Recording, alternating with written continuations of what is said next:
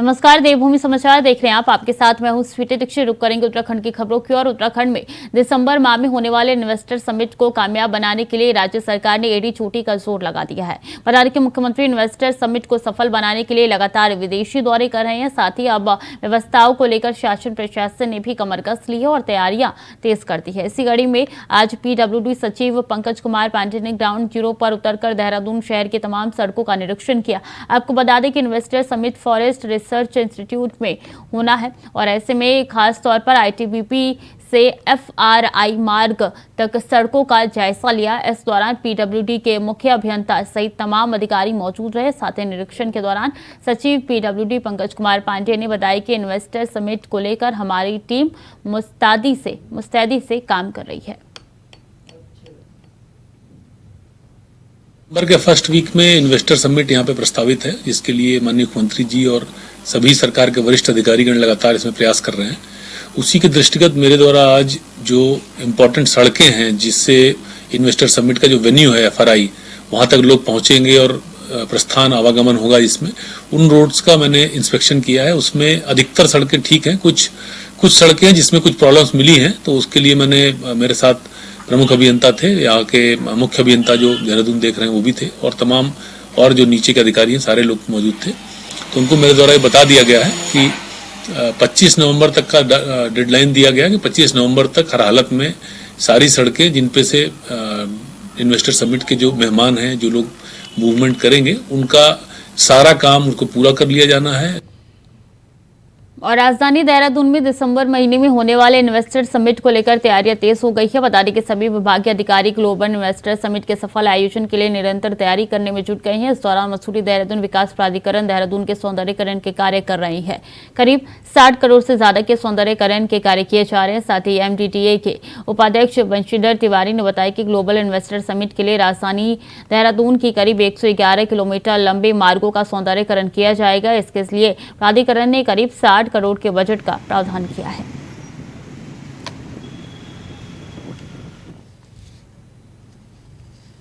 तो दिसंबर में होना है इन्वेस्टर समिट, जिसको लेकर तैयारियां शुरू कर दी गई है और बता दें कि तैयारियों में तमाम अधिकारी जुटते हुए नजर आ रहे हैं। यहाँ पे CM भी गए थे और CM ने जाके निवेशकों को लुभाने की कोशिश की है और निवेशक भी भारी मात्रा में वो लेके आए हैं। कई करोड़ के MOU जो है वो हस्ताक्षर भी हुए हैं। ऐसे में बता दें कि 60 करोड़ के बजट का प्रावधान यहाँ पे किया गया है। इन्वेस्टर समिट की तैयारी अब तेज हो चुकी है, चूंकि अब दिसंबर में इन्वेस्टर समिट है और ऐसे में तैयारी अपने चरम पर है।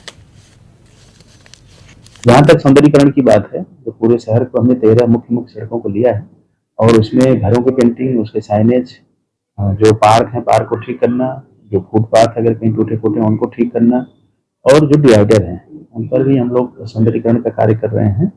तो लगभग पूरा शहर ही हम लोगों ने इसमें कवर किया हुआ है। आने वाले समय में आपको परिवर्तन दिखाई देगा।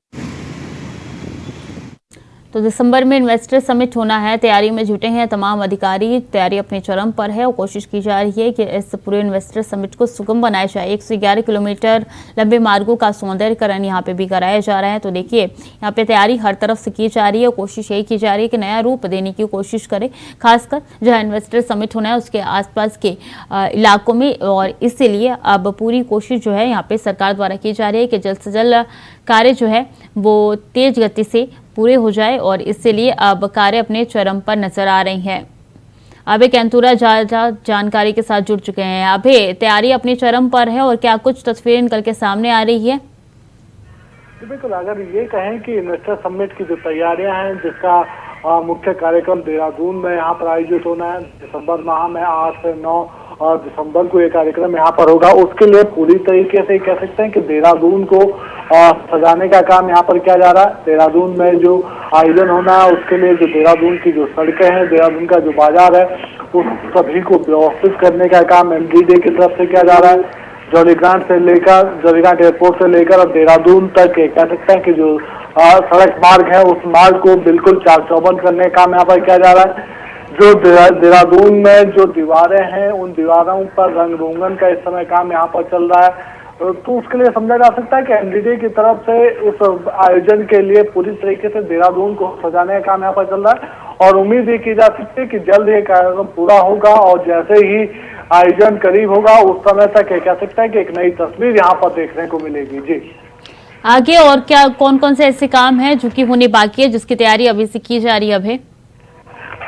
जी बिल्कुल, ये समझा जा सकता है कि अभी तक जो इन्वेस्टर समिट के जो कार्यक्रम यहाँ पर होना है उसके लिए जो आयोजन स्थल है वहां से लेकर जोलीघाट एयरपोर्ट तक सभी जगहों पर ये कह सकते हैं कि सड़कों को दुरुस्त हो रहा। अभी जो व्यवस्था है यानी जो कह सकते हैं कि जो सजाने की जो सजावट के जो काम है, जैसे दीवारों पर जो पेंटिंगें बनाने का काम है वो इस समय यहाँ पर चल रहा है। सड़कों पर जो डामरीकरण का काम है वो यहाँ पर किया जा रहा है और जो बाकी जो बचे हुए काम है खासतौर पर जो ट्रैफिक प्लान को लेकर जो समय यहाँ पर काम रहेगा उसको लेकर अभी काम होना यहाँ पर बाकी है, जो जल्द ही यहाँ पर पूरा किया जाएगा। क्योंकि इन्वेस्टर समिट को लेकर ये कह सकते हैं कि सरकार बड़ी गंभीर यहाँ पर दिख रही है।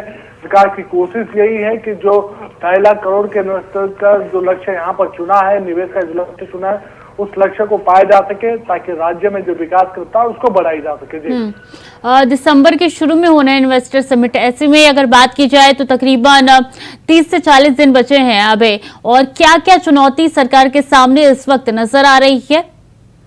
तो सबसे बड़ी चुनौती यही है कि जो एमओयू अभी तक हुए हैं, सरकार जो 55,000 करोड़ के एमओयू अब तक यहाँ पर इस इन्वेस्टर समिट को लेकर यहाँ पर कर चुकी है, उसको धरातल पर उतारने की कोशिश सरकार के यहाँ पर रहेगी। क्योंकि सरकार एक मिसाल यहाँ पर पेश करना चाहती है, नजीर पेश करना चाहती है कि इन्वेस्टर समिट से पहले यानी जो निवेशक यहाँ पर आए हैं, जिन्होंने अपने निवेश की रुचि यहाँ पर दिखाई है, उनके द्वारा जो एमओयू साइन किए गए उसको धरातल पर उतारा जा सके, ताकि जब दिसंबर माह में मुख्य कार्यक्रम का आयोजन यहाँ पर होगा तो लोगों को बताया जा सके, खासतौर पर निवेशकों को बताया जा सके कि धामी सरकार किस प्रकार से त्वरित गति से यहाँ पर काम करती है।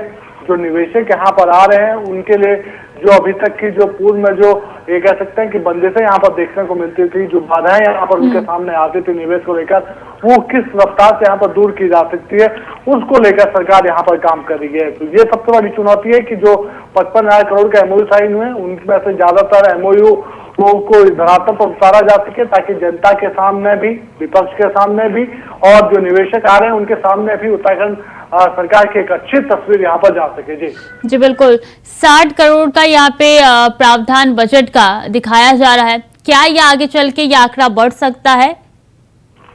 बिल्कुल, एमडीटी की तरफ से जो यहाँ पर अभी तक का जो बजट यहाँ पर रखा गया खासतौर पर तैयारियों को लेकर, वो बजट आने वाले दिनों में और यहाँ पर बढ़ सकता है। क्योंकि जिस प्रकार से काम यहाँ पर किया जा रहा है, जिस रफ्तार से काम यहाँ पर हो रहे हैं सजाने को लेकर, उसमें ये बजट यहाँ पर छोटा सा रूप मात्र पड़ता हुआ दिखता है। लेकिन एमडीडी जिस प्रकार से अपनी कार्यशैली के लिए जाना जाता है, एमडीडी जो अपनी ये कह सकते हैं कि कम बजट में बेहतर काम करने के लिए जाना जाता है, उसको लेकर भी काम यहाँ पर हो रहा है। तो उम्मीद ये की जा सकती है कि जो बजट एमडीडी की तरफ से अभी तक जो चुना गया है इस काम के लिए, वो तय समय पर भी पूरा होगा और उस बजट में भी ये कह सकते हैं कम बजट में बेहतर काम करने का काम एमडीडी की तरफ से किया जाएगा। जी बिल्कुल, अब देखना होगा कि क्या वक्त रहते कार्य पूरे हो जाते हैं या कुछ बाकी रह जाता है। बहुत बहुत शुक्रिया आपका तमाम जानकारियों के लिए। अभी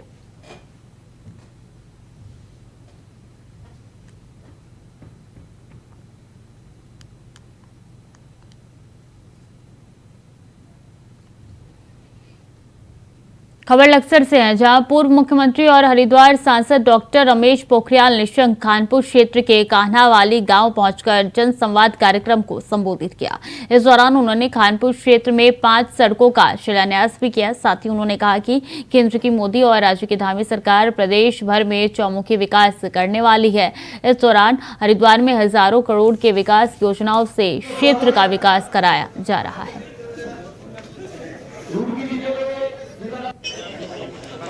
तो बता दें कि सांसद ने सड़कों का शिलान्यास किया है। रमेश पोखरियाल निशंक पहुंचे हैं लक्सर और वहां पहुंचकर उन्होंने जन संवाद कार्यक्रम में हिस्सा लिया है, जिनकी तस्वीरें हम आप तक पहुंचा रहे हैं। पूर्व मुख्यमंत्री सहित सांसद रमेश इस कार्यक्रम में शामिल हुए। रमेश पोखरियाल निशंक और सड़कों का शिलान्यास किया गया उनकी तरफ से, और देखिए जन संवाद कार्यक्रम का आयोजन भी किया गया है। तो तस्वीरें आप तक पहुंचा रहे हैं। पूर्व मुख्यमंत्री सहित सांसद रमेश पोखरियाल निशंक कार्यक्रम में शामिल हुए। सड़कों का यहाँ पे शिलान्यास किया गया। इसी के साथ कार्यक्रम में शामिल होते हुए तमाम संबोधन भी उन्होंने जनता को दिया है।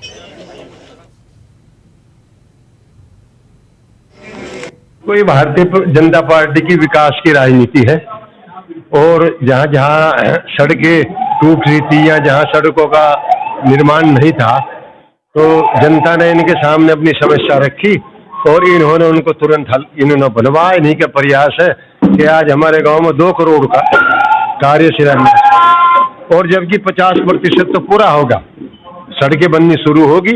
ये एक बहुत बड़ी बात है विकास की राजनीति। हमारी जो सड़कों का आज शिलान्यास हुआ है और जितनी प्रकार की योजनाओं का आज हम लोगों ने आज जनता के बीच उपलब्ध किए, तो वो आपके द्वारा हमारी जनता तक पहुंच रही है। पहले तो मैं आप सभी का धन्यवाद करता हूँ। और आज माननीय सांसद जी, आज लक्ष्य ब्लॉक में पहले लाभार्थियों को हम लोगों ने जितने भी जो चेक थे, आवास थे, उसके साथ साथ हमारे जो पेंशन के चेक थे और अन्य प्रकार की जो हम लाभ दे सकते हैं, वो आज हम लोगों ने माननीय सांसद जी द्वारा दिए गए हैं।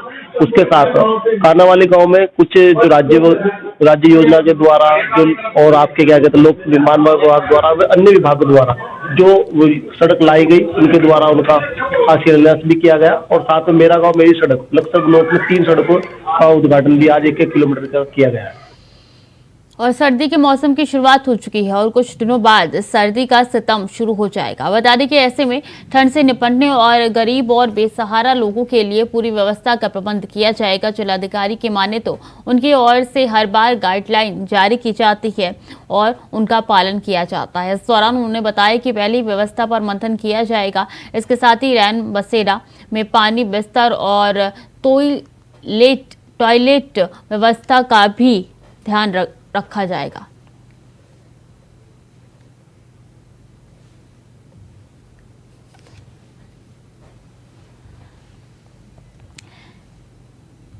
बेसहारा लोगों के लिए अब ठंड में इंतजाम की यहाँ पे शुरुआत हो चुकी है और यहाँ पे एक एक करके सरकार द्वारा रैन बसेरा तैयार कराया जा रहा है और उसको साफ सफाई को लेकर ध्यान भी रखा जा रहा है। तो जिलाधिकारी ने साफ तौर पे अधिकारियों को निर्देश दे दिए हैं कि कोई भी कोताही नहीं बरती जाएगी। बेसहारा लोगों के लिए व्यवस्था का प्रबंध कराना प्रायोरिटी होगी और ऐसे में व्यवस्थाओं को लेकर भी मंथन किया जाएगा। जैसे शीतकालीन जब ठंड का विंटर सीजन चालू होता है तो हमारे यहाँ से गाइडलाइंस भी जारी होती हैं। अलाव जलाना हो, रैन बसेरा हो या कोई भी व्यवस्था करनी हो, उसके लिए हमारे एक सेट गाइडलाइन है जो कि हम जारी करते हैं और फिर उसकी मॉनिटरिंग करते हैं। अन्न में किया जाता है, फिर सवाल जवाब होते हैं, तो पहले से अगर आप व्यवस्था करके कुछ ऐसी हो नहीं, इस बार हम लोग अभी प्री मीटिंग कर लेंगे और मेनली रैन बसेरे में बिस्तरों की व्यवस्था और जो वहाँ की पानी और टॉयलेट्स की व्यवस्था होती है वही मेन हमें देखना होता है।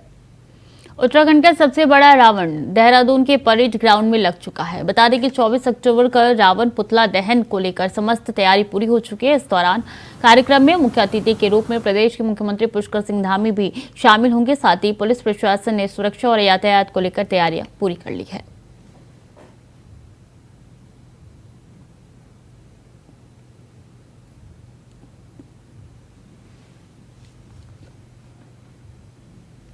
बीजेपी प्रदेश अध्यक्ष ने किसानों के संबंध में दिए गए बयान पर कांग्रेस अध्यक्ष ने टिप्पणी करते हुए कहा था कि भाजपा मानसिक संतुलन खो चुकी है, जिस पर बीजेपी प्रदेश अध्यक्ष महेंद्र भट्ट ने पलटवार करते हुए कहा कि करण महाराज जिस पार्टी के प्रदेश अध्यक्ष है उसके राष्ट्रीय नेता आलू से सोना बनाने का काम करते हैं। इससे उनके मानसिक संतुलन का अंदाजा लगाया जा सकता है। जिस पार्टी के राष्ट्रीय नेताओं का मानसिक संतुलन जैसा होता है उसके प्रदेश अध्यक्ष का भी मानसिक संतुलन वैसा ही होगा। इसलिए हम कांग्रेस प्रदेश अध्यक्ष के बयान पर कोई टिप्पणी नहीं करते हैं।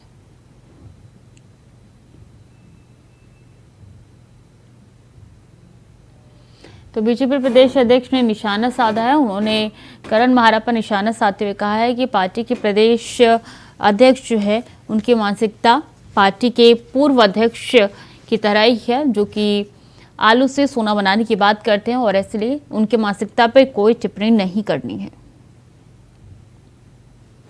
मुख्यमंत्री ने संकेत दिए हैं कि नवरात्रों में हम इस सूची किसी भी दिन जारी कर सकते हैं।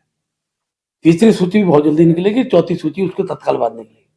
तो पहली 4 सूचियां हम प्रथम चरण में निकालेंगे और उसके बाद फिर अगले चरण के दोबारा फिर हमको बैठना पड़ेगा, चर्चा करेंगे। ये सूची 10-10 लोगों की होगी या इसमें कुछ संख्या बढ़ सकती है? नहीं, बढ़ भी सकती, घट भी सकती है, लेकिन सूची अभी 4 सूची निकालने का, 3 और एक निकल चुकी, 4 सूची निकालने का ऐसा एक प्रकार से मोटा मोटा निर्णय सोचा गया है। तो दीपावली और नैनीताल के रामनगर वन प्रभाग में आउटसोर्स कर्मचारियों को वेतन के लाले पड़े हुए हैं। पिछले 9 महीने से वेतन का भुगतान नहीं होने से गुस्साए वन विभाग के आउटसोर्स कर्मचारियों ने कार्य बहिष्कार कर दिया है। कालाढूंगी रेंज में भी कार्यरत दर्जनों ऐसे कर्मचारी हैं जिन्हें 9 महीनों से वेतन नहीं मिला है और ये आउटसोर्स कर्मचारी अपने काम को बंद कर कालाढूंगी रेंज कार्यालय के परिसर में बैठ गए हैं। गुस्साए कर्मचारियों का कहना है कि वेतन नहीं मिल पाने से वो अपने परिवारों की जरूरत को पूरा नहीं कर पा रहे हैं और उनका कहना है कि कर्जा लेकर परिवार का खर्चा चलाने को मजबूर है। उन्हें बार बार आश्वासन तो दिया जा रहा है मगर वेतन नहीं दिया जा रहा। जब तक उनको वेतन नहीं दिया जाता उनका कार्य बहिष्कार जारी रहेगा।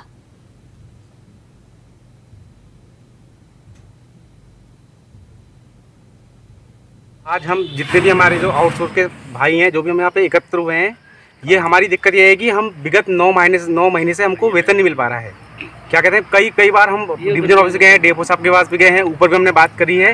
हर बार हमको ये आश्वासन दिया कि 20 दिन के अंदर 25 दिन पूरा जुलाई से लेकर 4 महीने से हमको ये आश्वासन जब भी जाते हैं कि 15 दिन में तुम्हारी सैलरी आ जाएगी, 20 दिन में तुम्हारी सैलरी आ जाएगी। इतने बार कहते आज ये 10 महीने हो गए।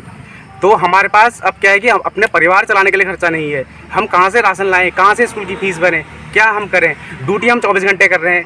कई भाइयों के पास ड्यूटी आने तक का पैसा नहीं है।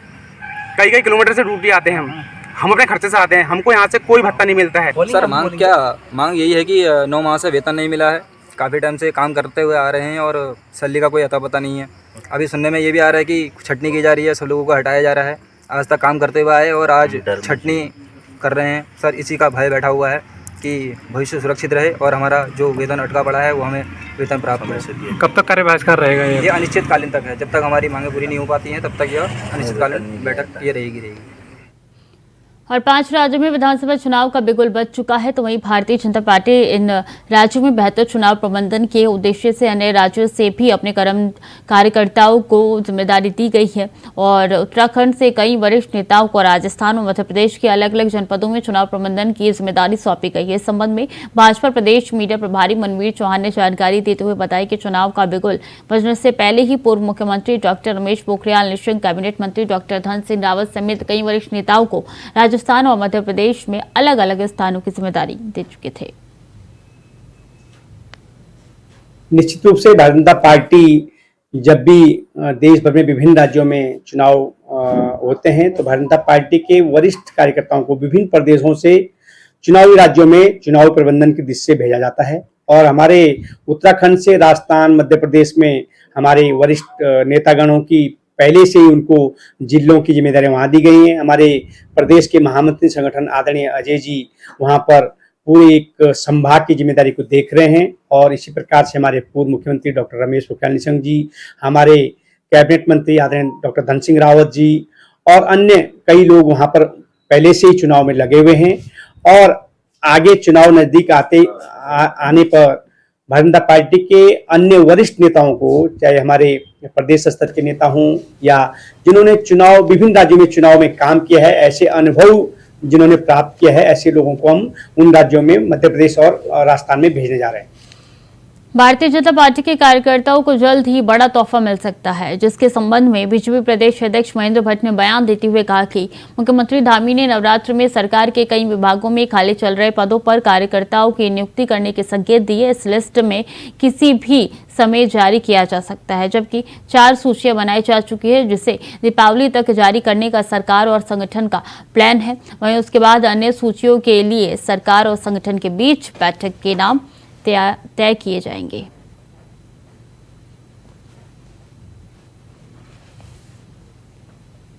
मुख्यमंत्री ने संकेत दिए हैं कि नवरात्रों में हम इस सूची किसी भी दिन जारी कर सकते हैं। तीसरी सूची भी बहुत जल्दी निकलेगी, चौथी सूची उसके तत्काल बाद निकलेगी। तो पहली 4 सूचियां हम प्रथम चरण में निकालेंगे और उसके बाद फिर अगले चरण के दोबारा फिर हमको बैठना पड़ेगा, चर्चा करेंगे। ये सूची 10-10 लोगों की होगी या इसमें कुछ संख्या बढ़ सकती है? नहीं, बढ़ भी सकती, घट भी सकती है, लेकिन सूची अभी 4 सूची निकालने का, 3 और एक निकल चुकी, 4 सूची निकालने का ऐसा एक प्रकार से मोटा निर्णय सोचा गया है। चमोली में बद्रीनाथ धाम के कपाट बंद होने की तिथि तय की जा चुकी है। 24 अक्टूबर यानी कल मंगलवार को बद्रीनाथ धाम के कपाट बंद हो जाएंगे। बता दें कि बद्रीनाथ केदारनाथ मंदिर समिति के अध्यक्ष अजेंद्र अजय ने कहा है कि कपाट बंद होने की तिथि घोषित करने के कार्यक्रम के लिए सभी तैयारियां पूरी की जा चुकी है।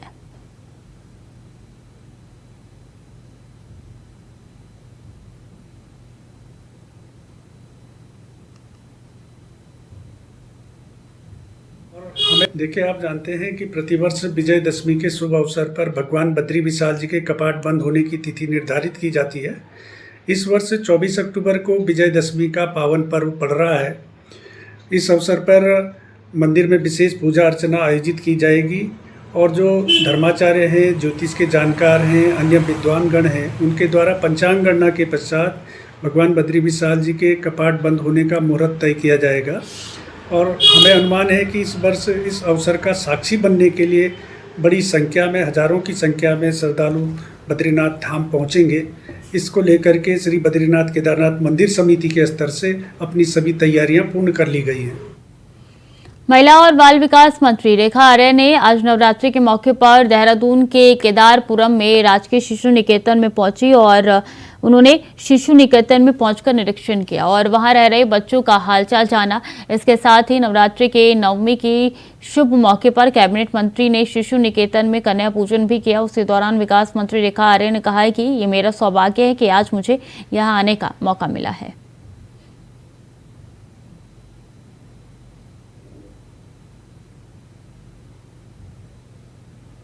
तो बाल विकास मंत्री पहुंची हैं शिशु निकेतन, वहां जाके उन्होंने कन्या पूजन भी किया और शिशु निकेतन पहुंच के उन्होंने कन्या पूजन किया और उन्होंने कहा कि मेरा सौभाग्य है कि मुझे यहाँ पे आने का मौका मिला है।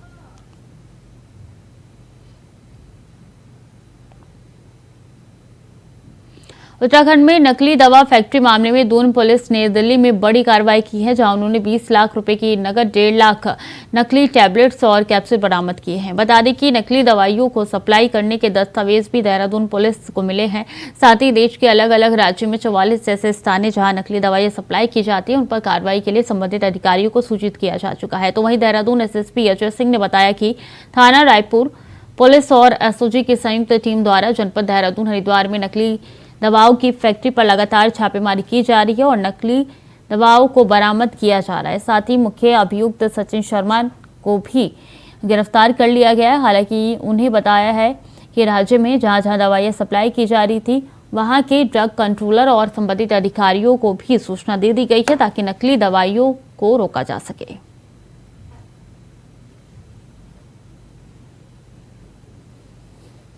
शव मिला था और शव के परीक्षण से ऐसा लग रहा था कि कहीं ना कहीं उसके गले पे कुछ निशान था, तो संदिग्धता प्रकट हो रही थी, लेकिन उसकी पहचान नहीं पाई थी। 20 तारीख को उसकी पहचान जब हुई तो उसके बाद उसके भाई नितिन कुमार ने पहचान करी थी। राज्य संपत्ति विभाग के एमएलए हॉस्टल में मौजूद गेस्ट हाउस पर विधायक, पूर्व विधायक कब्जा जमाए बैठे हैं, लेकिन राज्य संपत्ति विभाग इनको खाली कराने की हिम्मत नहीं जुटा पाए। ऐसे हालात में माननीय पर सवाल उठना लाजमी है। बता दें कि कुछ विधायकों, मंत्रियों और 2 पूर्व विधायकों ने यहाँ के गेस्ट हाउस पर अपने ताले जड़े हुए हैं, जिसके चलते दूर दराज से आने वाले लोगों को यहाँ रुकने की सुविधा नहीं मिल पा रही है। राज्य संपत्ति विभाग के विधायक हॉस्टल रेस कोर्स में जो है मंत्रियों के अवैध कब्जे हैं, जो विधायक हैं उनके अवैध कब्जे हैं, जो चुनाव हार चुके हैं उन्होंने अभी तक विधायक आवास खाली नहीं किए हैं। मंत्रियों को जो है मंत्री बनने के बाद जो है आवास आवंटित हो गए हैं, वो वहां से प्रदेश का राजकाज चला रहे हैं, लेकिन विधायक आवास का मोह तब भी नहीं छोड़ पा रहे हैं। वहां एक एक मंत्री के पास 4-4 कमरे और कई मंत्रियों ने वहां पर कब्जा जमाया हुआ है। उनके जो है गुर्गे वहां पर जो है अपनी हेकड़ी चलाते रहते हैं। विधायक आवास की जो शांति है वो लगातार भंग हो रही है। वहां का माहौल भी इन लोगों ने खराब किया हुआ है। राज्य संपत्ति विभाग मूक दर्शक बना हुआ है। वो तमाम प्रयासों के बाद भी जो है विधायक आवास के कब्जे खाली नहीं करा पा रहा है। आखिर किसके इशारे पर जो है वहां पर इस प्रकार की हरकतें। इशारों पर ये किया जा रहा है। एमएलए हॉस्टल के गेस्ट हाउस पर कब्जा हो चुके हैं, जिसमें विद्यार्थियों को तकलीफों का सामना करना पड़ रहा है। भाजपा विधायकों ने कब्जा कर लिया है, ये कांग्रेस की तरफ से आरोप लगाए गए हैं। गेस्ट हाउस पर विधायकों ने ताले जड़ दी हैं और ये गेस्ट हाउस है जिसकी तस्वीर हम आप तक पहुंचा रहे हैं। एमएलए हॉस्टल के गेस्ट हाउस पर कब्जा है और ऐसे में कांग्रेस के जो कार्यकर्ता है, कांग्रेस के नेता कई सवाल खड़े कर रहे हैं और पूछ रहे हैं कि आखिर यहाँ पे ताले क्यों जड़े गए हैं, क्योंकि ताले लगाने से विद्यार्थियों को मुसीबतों का सामना करना पड़ रहा है। उनको यहाँ पे ढंग से गेस्ट हाउस रहने के लिए नहीं मिल रहा है। तो फिलहाल के लिए देवभूमि समाचार में इतना ही। खबरें लगातार जारी है, देखते रहिए इंडिया वॉइस।